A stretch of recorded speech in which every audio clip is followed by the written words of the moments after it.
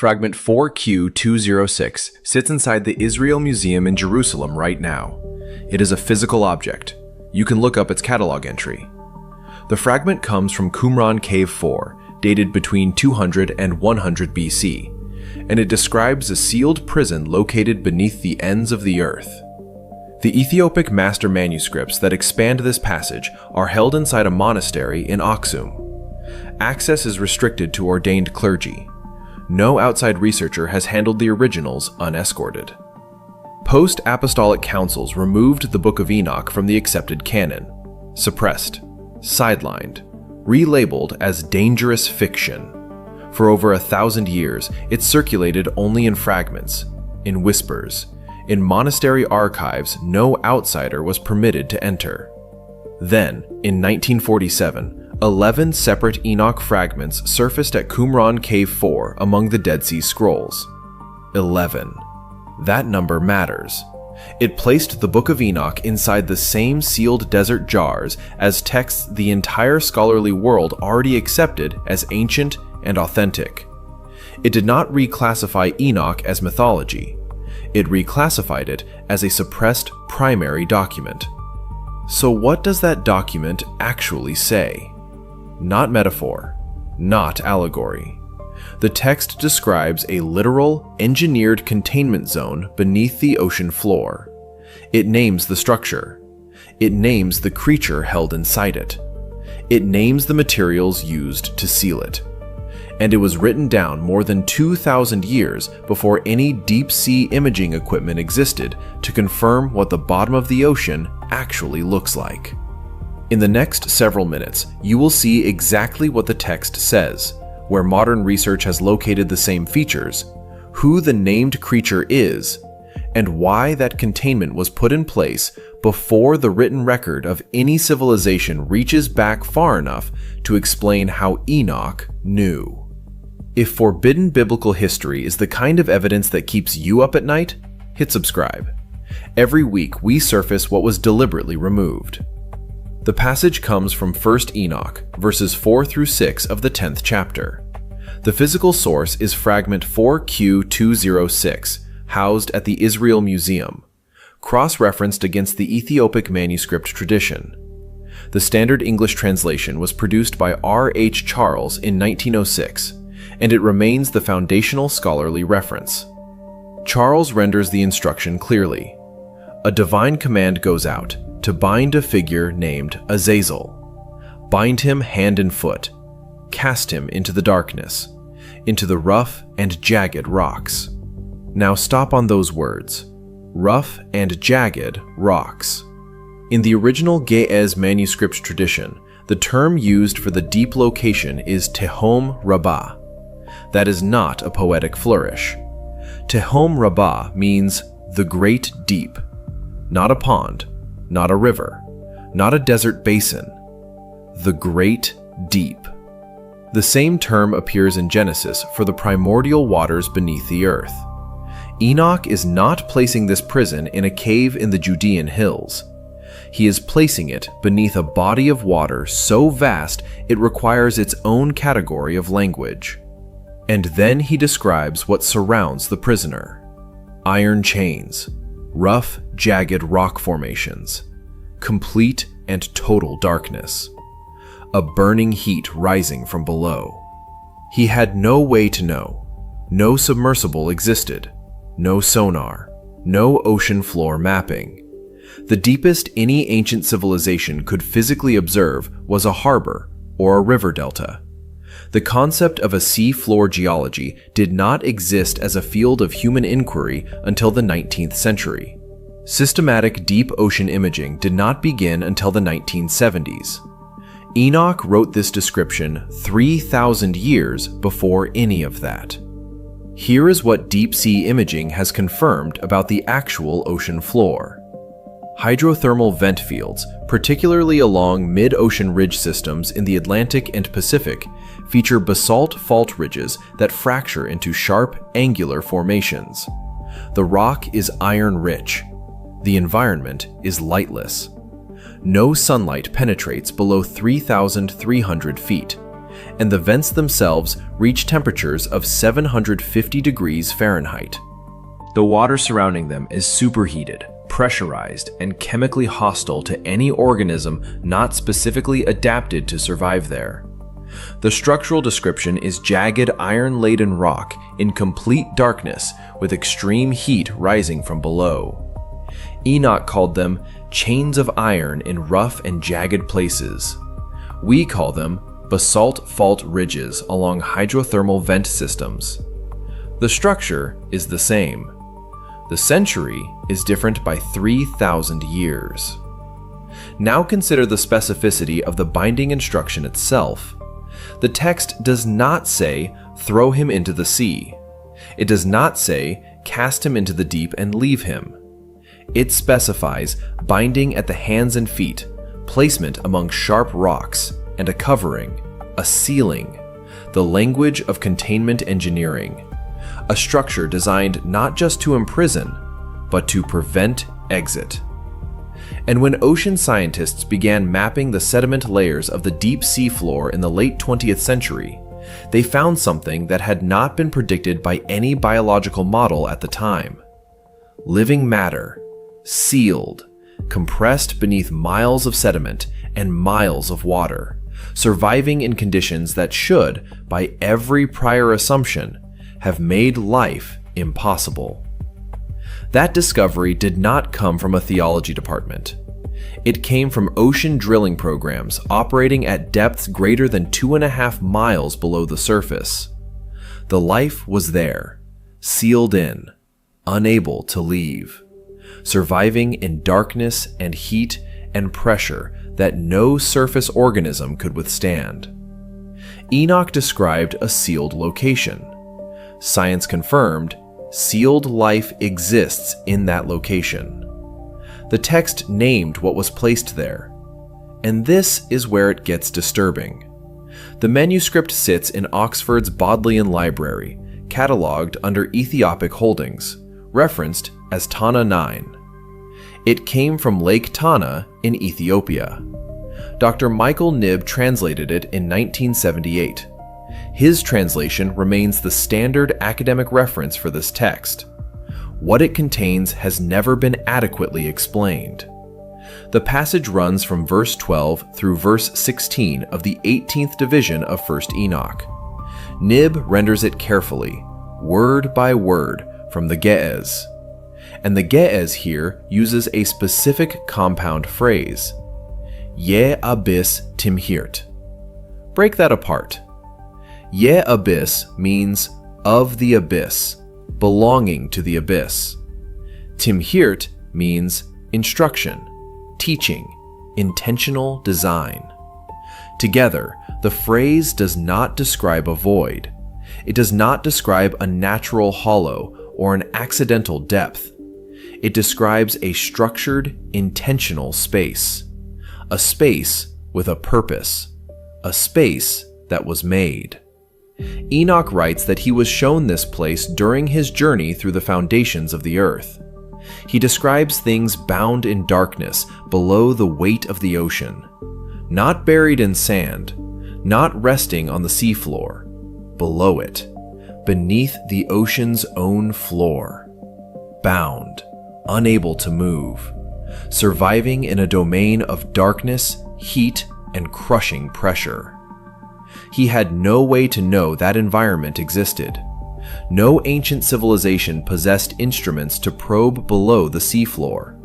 No submersible, no drill ship, no sonar array. The ocean floor itself was unmapped until the 20th century.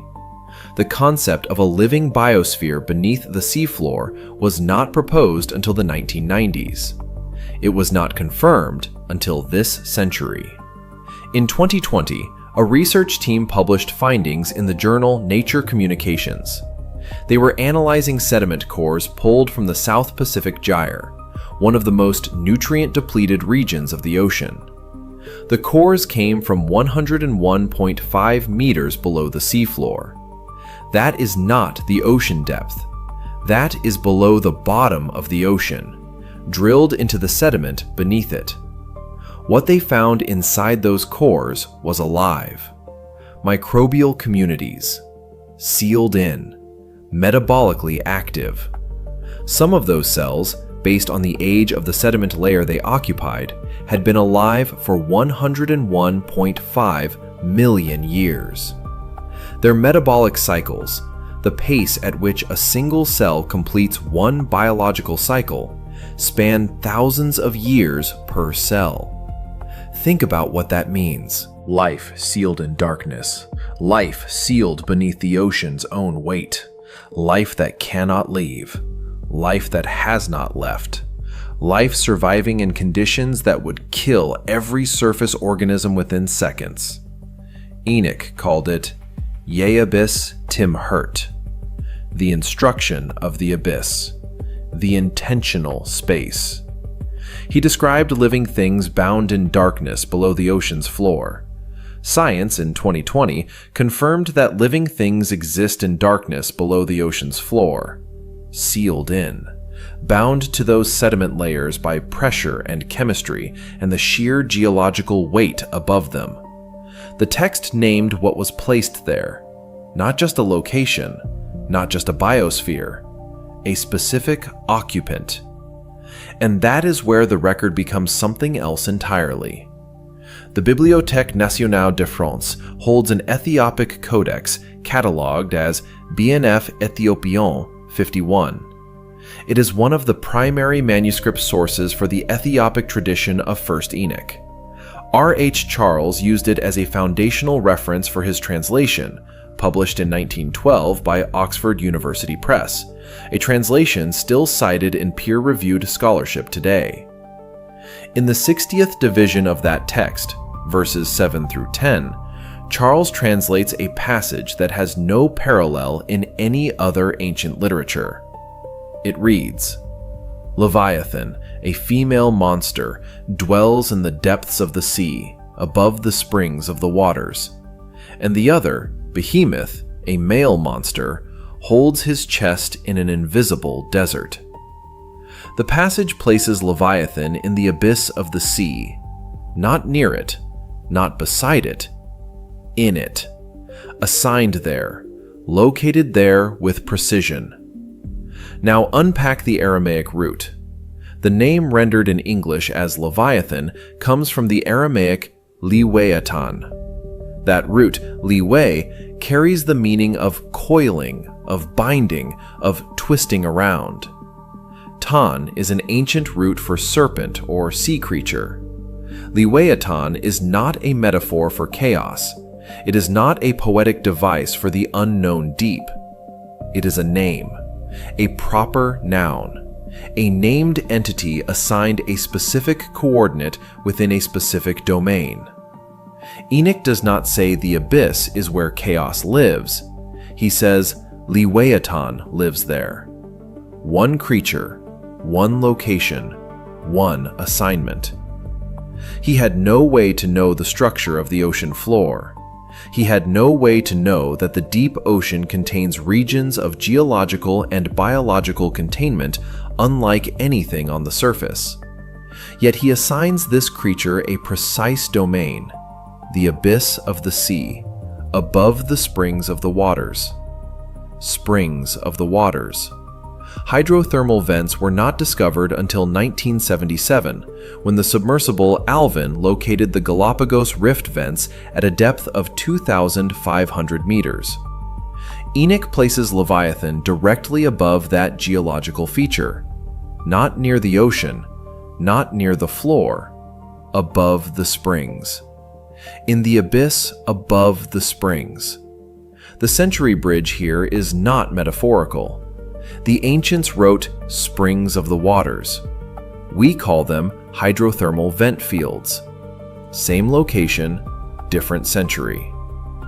And the text does not leave the creature there without context. The passage in 1 Enoch is echoed in two separate sections of Revelation. The 9th division of Revelation, verses 1 and 2, describes a sealed shaft rising from the abyss, locked with a key, releasing what was stored below. The 20th division, verses 1 through 3, describes the same abyss, the same lock, the same release, timed precisely to the day of judgment. Not a gradual emergence, a scheduled release, a date. Enoch assigns the creature a location. Revelation assigns that location a lock and a calendar. But the text does not stop there. Enoch also records who built the lock. Fragment 4Q212 is housed in the Israel Museum in Jerusalem. It is part of the Dead Sea Scrolls collection, recovered from Cave 4 at Qumran. The fragment preserves an Aramaic version of material corresponding to the 54th division of 1st Enoch, verses 1 through 6. It predates the Ethiopic manuscripts by centuries, and what it describes is not a natural formation.